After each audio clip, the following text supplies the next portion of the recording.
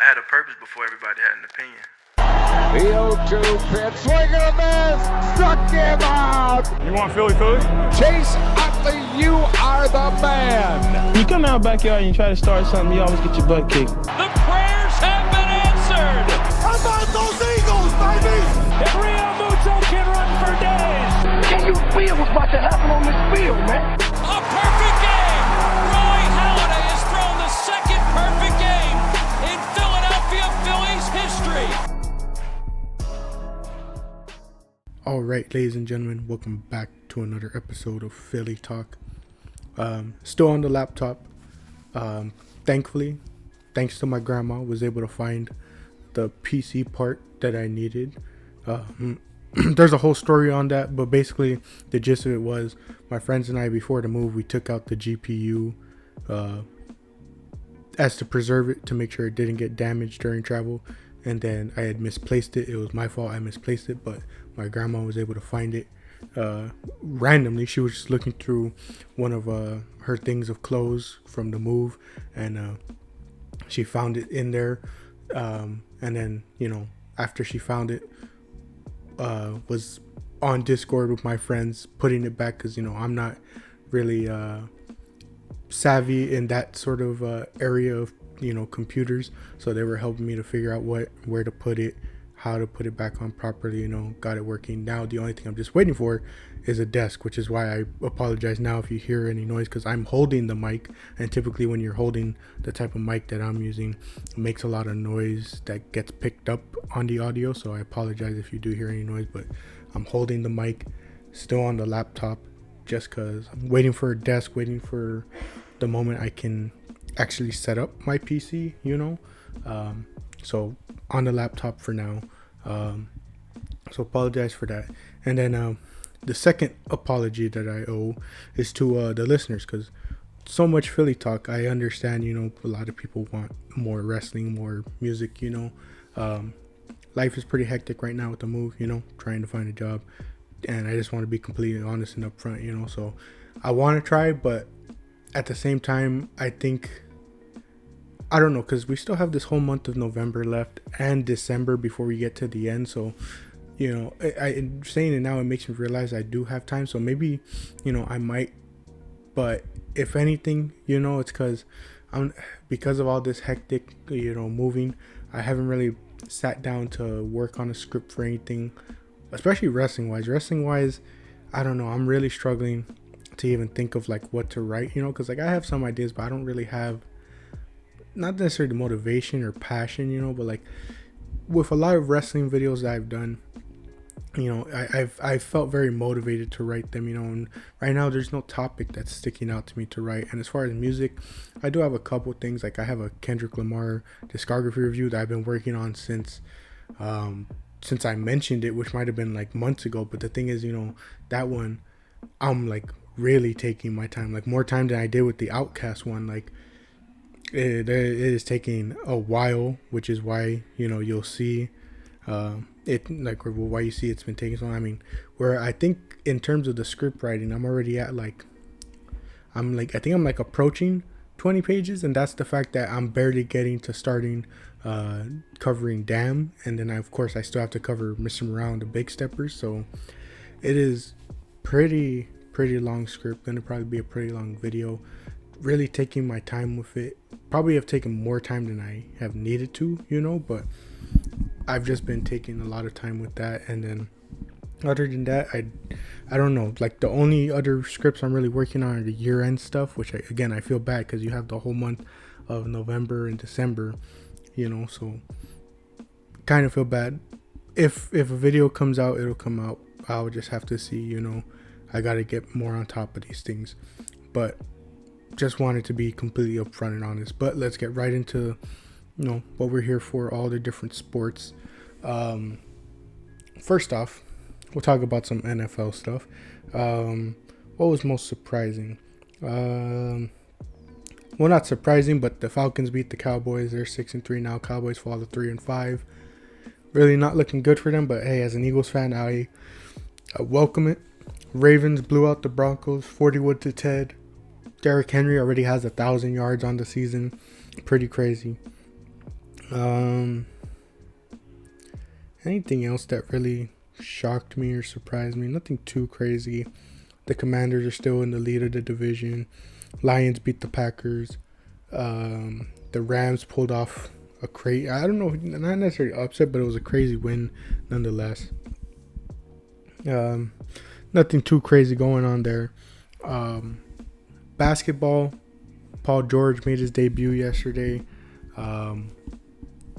Forgot to see what the final stat line was for him, but he made his debut. What do you have? 15 points, 5 rebounds, 4 assists, 1 steal, 4 of 14 from, in terms of field goal percentage, 1 of 7 3-point percentage. Basically shot it took him as many shots, almost as many shots to score as many points, basically 6 turnovers. Not really what you want to see. I think they lost to the Suns by 2.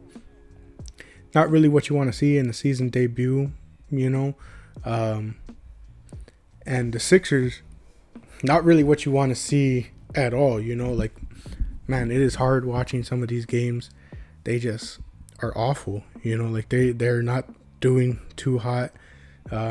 It's very disappointing to see, the play that's been happening. Tyrese Maxey obviously has been playing good. He's going to get the thumbnail one of these days, but as you see the thumbnail, there was no way I couldn't put this week's thumbnail is that. But he'll get the thumbnail. He'll get the thumbnail 1 week, just like I promised Dallas Goedert, But for now, we obviously got big things to talk about. But yeah, the Sixers just not playing well. And, it's tough because at times I'm just like, I don't know what it is, I don't know what you could do differently with this team, I don't know what this team should be differently, what lineups and changes they should be making. They're 1-5, 14th in the East right now. Their only win came against the Pacers in overtime. They've lost to all these other teams, and it was crazy. I think at one point, because I haven't looked into the records of other teams, but there was at one point where they were 1-3, and the 3 teams that they lost to also only had 1 win, and those wins for them came against us, I think. It was a pretty crazy stat that my friend showed me, and I was just like, man, if that doesn't summarize this team and the play they've been having lately, I don't know what does. Last night, there we go, 32 points, 2 assists, 3 rebounds, a steal and a block. 6 of 14 from the 3, 12 of 22 from field goal. Kelly Oubre 11 points, Paul George 15, Andre Drummond 8. Surprised to only see 5 rebounds, but that's because Caleb Martin got 10. But 5 rebounds for Drummond, 7 for Yabusele off the bench, 19 points off the bench from him, looking real good. But yeah, maybe you need a bit more out of certain people, but I mean, I think the biggest thing, especially that you see, is the issue is when you start looking at the plus minus and you start looking at the sort of advanced stats of defense. I think defensively is where they're struggling a whole lot, especially from the guard position, I would say, because in this game against the Suns, even though he had 32 points, Tyrese Maxey still had a -9 in the plus minus. Kyle Lowry off the bench playing 27 minutes had -5. Jared McCain in his 3 minutes only had a -3 plus minus. So it's probably looking at stuff like that, looking at the advanced stats and realizing, defense is probably where they're struggling the most. But I don't know. It's one of those situations where you're wondering, how big of an impact does Embiid have, and it's definitely going to be interesting to see when he comes back to see just how much he changes. Because in basketball, I definitely think one player can definitely have a much greater impact than some of the other sports, Because first off, MLB free agency has started, so whenever the Phillies make a move, I'll be there with a Philly talk. But I bring it up to say, one of the biggest things I've been seeing from all Phillies fans all offseason is Juan Soto. Juan Soto can change this team. Juan Soto can drastically help out this team. And, while I agree, while I still have my critiques of Juan Soto, I still am able to recognize he's one of the best players in the game, especially at his age. It is so crazy to think that he is, I think, only 26, to have a player that good, to be able to sign him, It's one thing, I get it, baseball is very different to other sports, but it's one thing to sign a 30-year-old to a 10-year contract. It's another to be able to sign a 26-year-old to a multi-year contract like that, So there is a lot of upside with with signing him, and I would be ecstatic if the Phillies did, but what I'm not really ecstatic with is this mindset from the fan base that he changes everything. And again, it's not that I don't believe that he can change things, but it's like, to me, it's like Juan Soto is going to be able to do what he's done his entire career. Get on base a ton, always had a real good on base percentage, especially with the walks. Can draw out long at bats, can serve either as, one of the two leadoff spots to get on base for the power guys behind him, or even bat in those sort of 3, 4, 5 spots, Because I remember, I think for the Padres, he was batting in the 3 or 4 spot, I believe. I can't remember exactly. But, more so he would probably be in those leadoff spots like we saw him a couple times with the Yankees. But, he can do all that stuff. But to me, it's like, does Juan Soto solve the other issues at hand, Because, yeah, you can go out and sign Juan Soto and he can get on base, but does it solve the issue of your other players, Like, signing Juan Soto doesn't magically make all those other players better, Unlike, with Embiid, if he were to come back, Embiid automatically has an impact that, affects everyone else on the court, It opens things up more for Maxey, for Kelly Oubre, for, Paul George, So it's like, there you see a more direct impact in basketball. But to me, it's like, the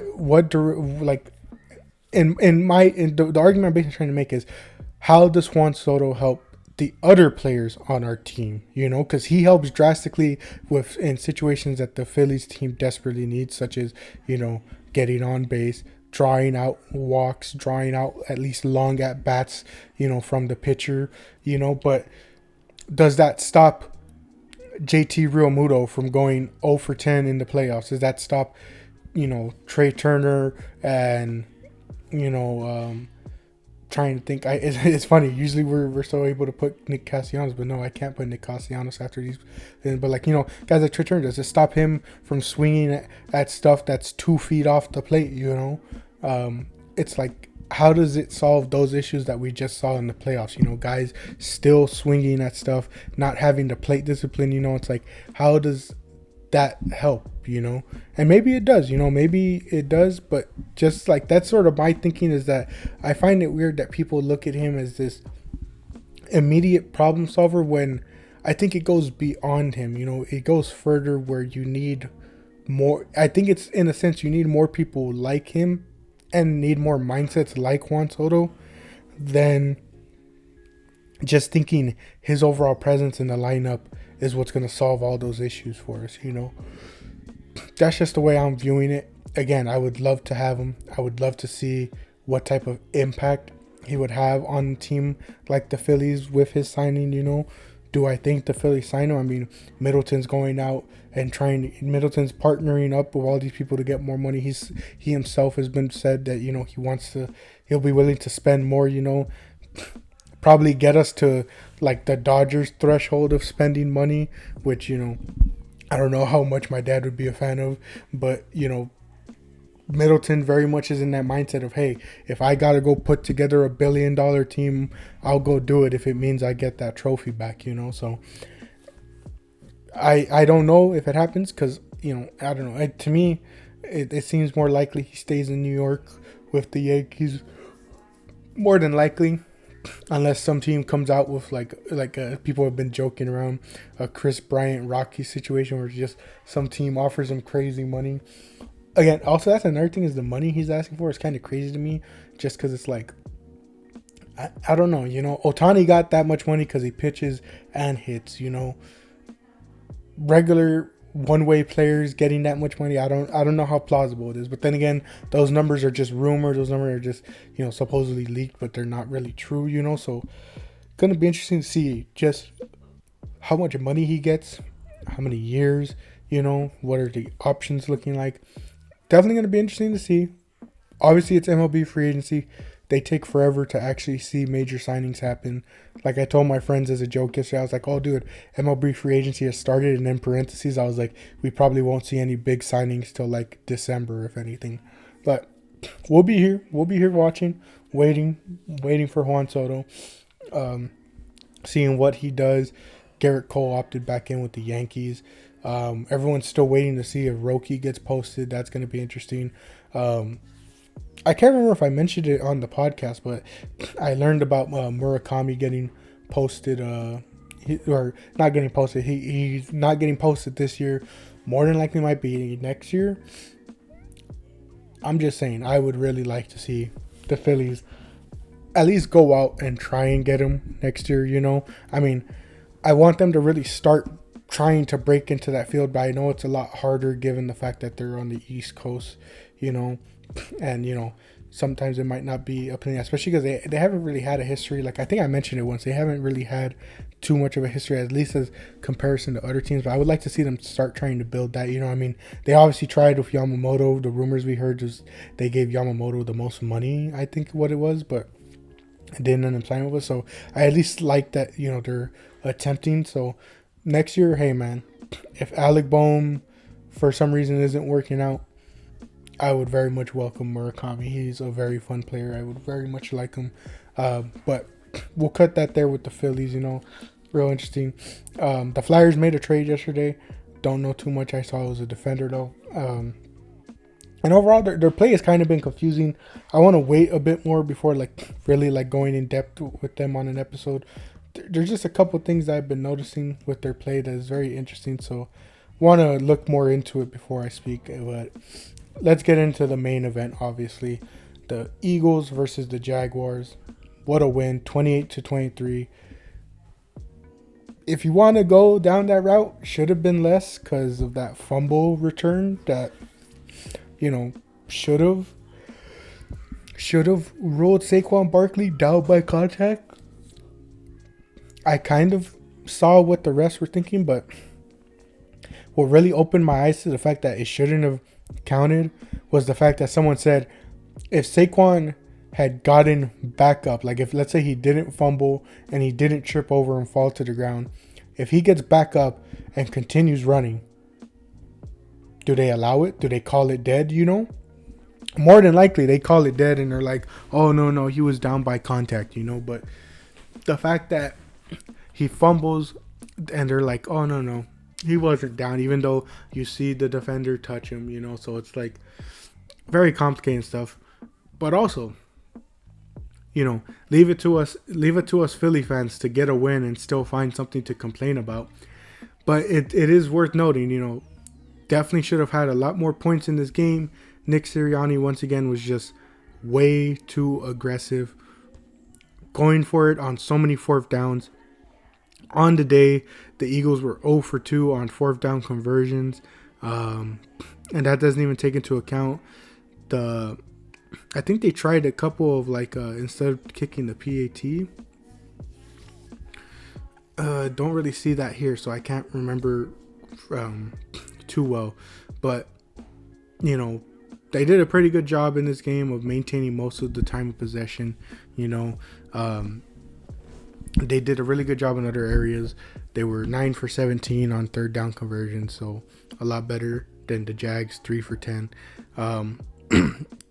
But yeah, Nick Sirianni was just way too aggressive. Did not like a lot of the times. Some of the times I liked it.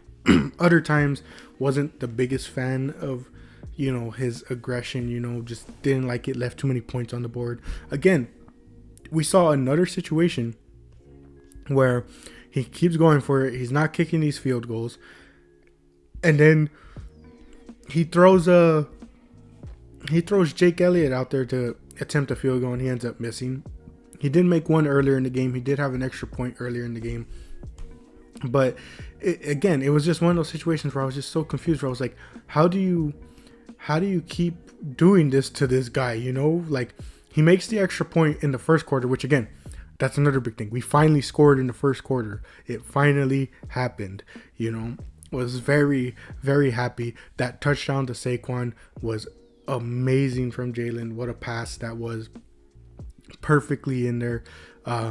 Jake Elliott made a 43-yard field goal in the second quarter, but where is it? Hold on. Oh, like here it is. Third quarter 2-point attempt failed. You know, so that's another one. Where was the field goal from Jake Elliott? Another 2-point conversion that failed in the fourth quarter. Where is the Jake Elliott? Right here. 2 minutes and 16 seconds left in the fourth quarter. A 57-yard field goal. He had Jake Elliott go out and attempt. And to me, it's just like, if you're not giving him the chance to warm up his leg, why do you keep doing that to the guy? You know, I just feel kind of bad. But getting into the good, you know, as pretty much always, you know, I don't want to dog on him too much, but getting bailed out of his bad play by his players is pretty much a Nick Sirianni staple at this point. His aggression just way too much, but his players come out to bail him out. Jalen Hurts, another great game, 230 yards, 18 of 24, 2 touchdowns, 67 yards rushing on the day with a touchdown. Saquon Barkley, what more is there to say about this guy? 159 yards rushing on 27 attempts, 1 touchdown, 40 yards and a touchdown in the receiving game. Video game like guy, you know, is it not perfect timing in a sense, or I'm blanking on the word, but is it not perfect that he goes out and does what he does on that one play on the day that they were inducting Shady into the Eagles Hall of Fame? Just perfect timing to go out there and catch a ball in the flats. Is that technically the flats? I think maybe, but you know, catches the ball, makes a guy miss, hits one guy with a spin move, and then out of that spin move, rushes forward and hurdles a guy backwards. This man is insane. I don't want to seem like a bandwagon, but you know, I've been holding off on getting a jersey for so long, you know, because I have 2 Eagles jerseys. I have a Randall Cunningham one, and then I have a Shady one, which I actually haven't seen in a while. I don't know where that one is. Definitely got to look for it, but I do have a Shady jersey. But I've been holding off with these past couple of years because I'm just like, that ties into why I've been holding off. I got that Shady jersey in, oh man, what year was it? Man, I'm blanking on what year it was, but I got in that jersey, I want to say for like, was it during, no, I don't know if it was Christmas time. Actually, I think it was Christmas time. It was like Christmas 2014, I think. And then as we know, March of 2015, we see the Eagles trade, or sorry, not the Eagles. We see Chip Kelly trade LaShawn McCoy to the Buffalo Bills. And, you know, ever since then, I was like, man, it's tough getting yourself a jersey because it's like, you don't want to suffer the player going to another team, getting traded, leaving the team. You know, it's like all my jerseys are pretty much that. It's like I said, Randall Cunningham, LaShawn McCoy is the one that ended up getting traded like after I got the jersey. Sixers jersey, I have Iverson, obviously, you know. And in baseball, I have Nola, which you all heard me at the season end review, or you know, or was it the season end review? I forget which episode it was, but man, I was getting choked up at the thought of just thinking of Aaron Nola playing for another team, you know. But signed that contract with, so I don't have to worry too much about him. But yeah, getting back to the main point, I've been really contemplating getting a Saquon jersey. I still need to figure out who I'm gonna get in Kelly Green. I know a lot of people are like, oh, why not get Saquon? Which his jersey did look clean, but I don't know. There's something about Saquon's number, the name. I think that just looks a lot better in the midnight green. Maybe that's just an unpopular opinion from me, but I really like the way. Like, man, I'm so blessed to be a fan of teams that have such good jerseys. Except for you, the Sixers. Those. Just bring back the old ones from the 2000s that we grew up on. Come on, stop teasing us. Just bring those back, you know. I already have one of Iverson, but come on, I need one of Embiid and Maxey in that style, you know. It's like, just bring them back already. But as far as the Eagles, I don't know. I just like I love both. The midnight green is a real nice, slick look, but the Kelly green are just so beautiful. Really trying to think who I want to get for Kelly Green, you know. I like I said, I think Saquon I want to get midnight green, but man, maybe Devontae Smith in the Kelly Green, maybe AJ Brown. I don't know. I'm really struggling to think who I want to get in Kelly Green, you know. But speaking of them, AJ did go down, didn't return in the game, but things look a lot better. I think it's like best case scenario. They said he's day to day right now, so thank goodness for that. Jahan Dotson had one catch for 36 yards, but what a catch it was. Pretty impressive catch. Very cool stuff. Grant Calcaterra, 5 catches for 30 yards. I know the yards don't seem like a ton, but this guy has been really putting in work for us in Dallas Goedert's absence. Been looking really well. Definitely looking very explosive at times. You know, really enjoying watching this guy play.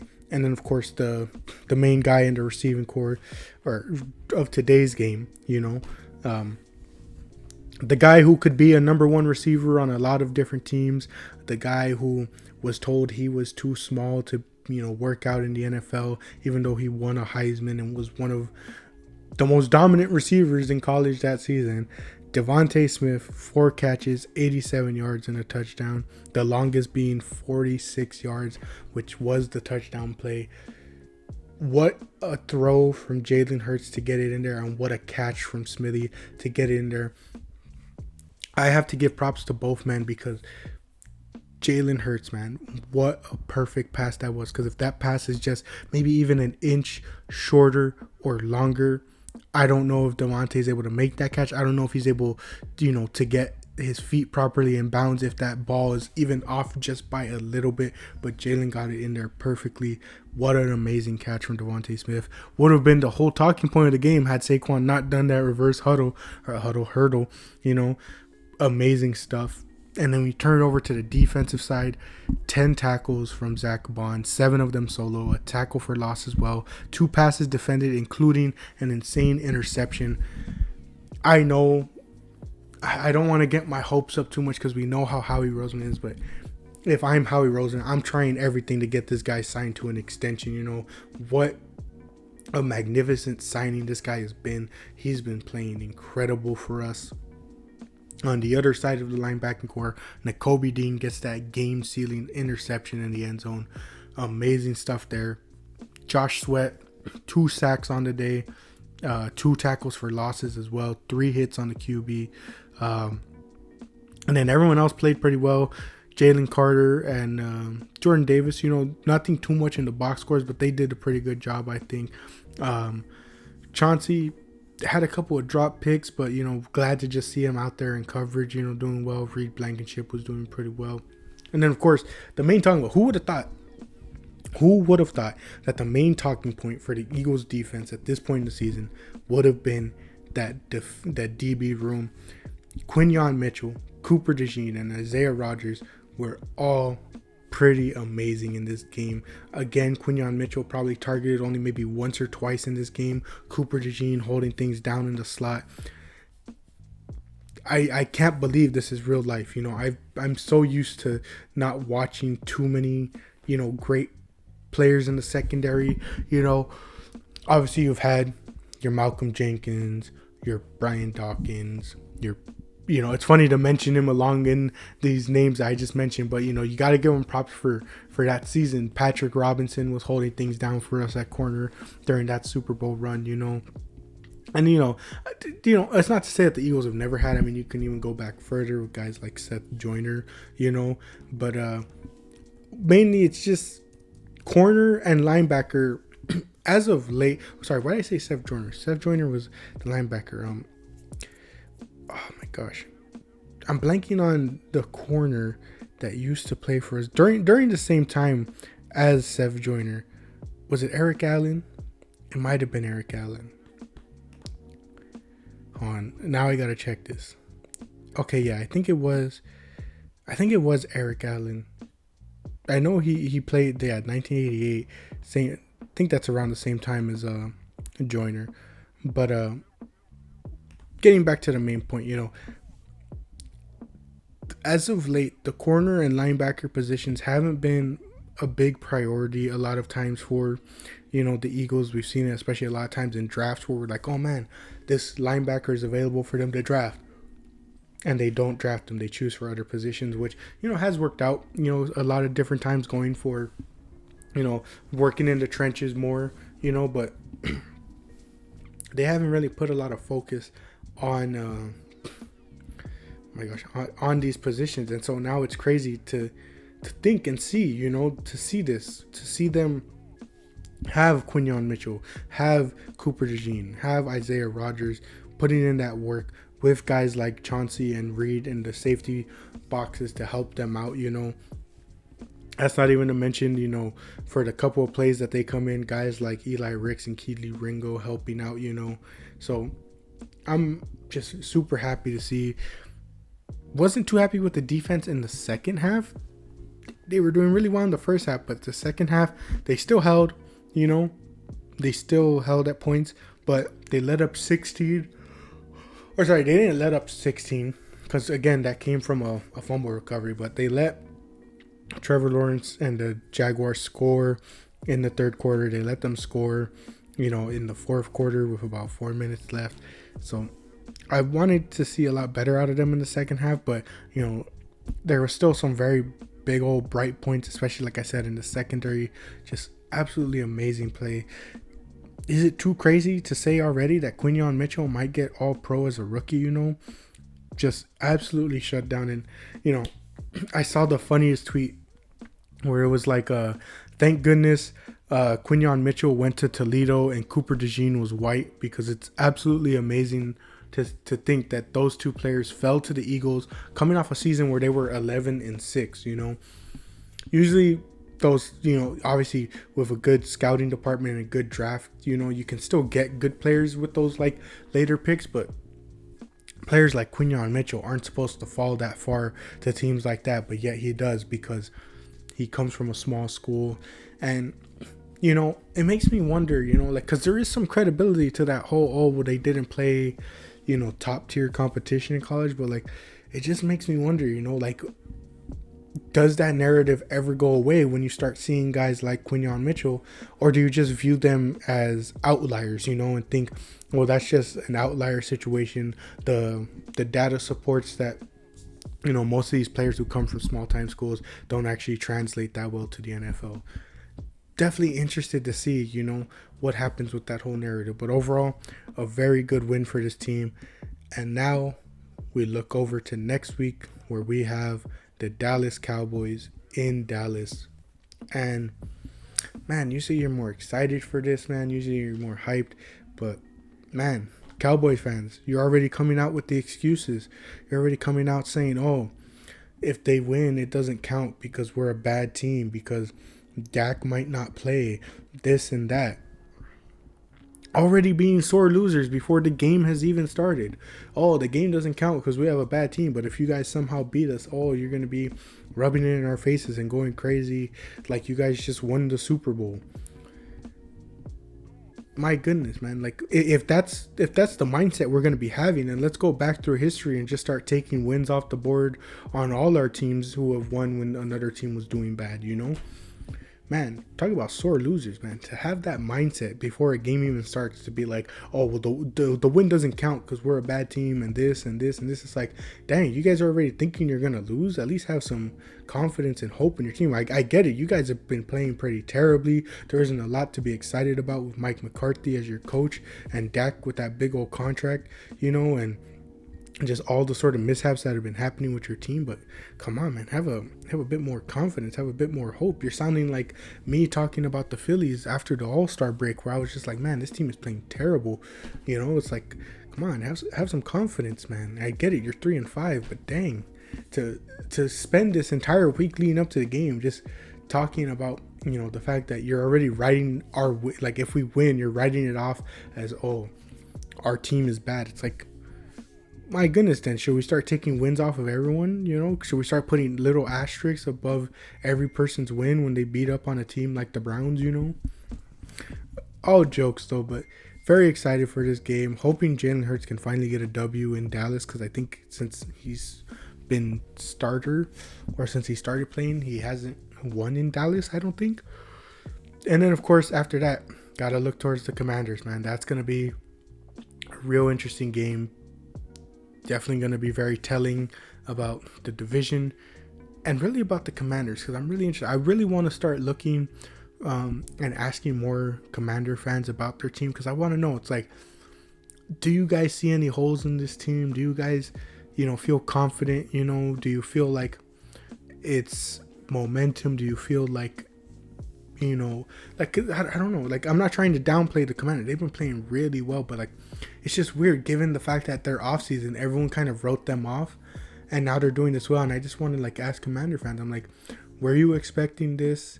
And if not, how do you view your team right now? Do you view yourselves as legitimate contenders? Do you think, it's just, like I said, momentum carrying you guys right now? Like, I really want to ask Commander fans, not like, again, not like to dog on them, not like to delegitimize their team. I just genuinely want to know, like, what are they thinking about this team right now? Because like last year, I could have told you as an Eagles fan that despite their record, I didn't, like, you guys heard me say, like, I didn't think they were going to do anything come playoff time. So I really want to know what Commander fans are thinking. Like, what are they thinking about their team so far? What are their views on it? Very interesting to see. But with that all said, thank you all for joining me for this episode. Like I said at the beginning, I want to try my best to work on more stuff. Want to get different videos out. Hopefully when, I get a desk and get my PC set up, I can get back on that grind. But definitely very excited as this year comes to a close, because obviously the year-end stuff comes out. And just very excited for the Eagles' future. Not super optimistic about the Sixers, but we'll see. And then, of course, MLB free agency is happening. Can't wait to see where players sign. Can't wait to talk about it all in the next one.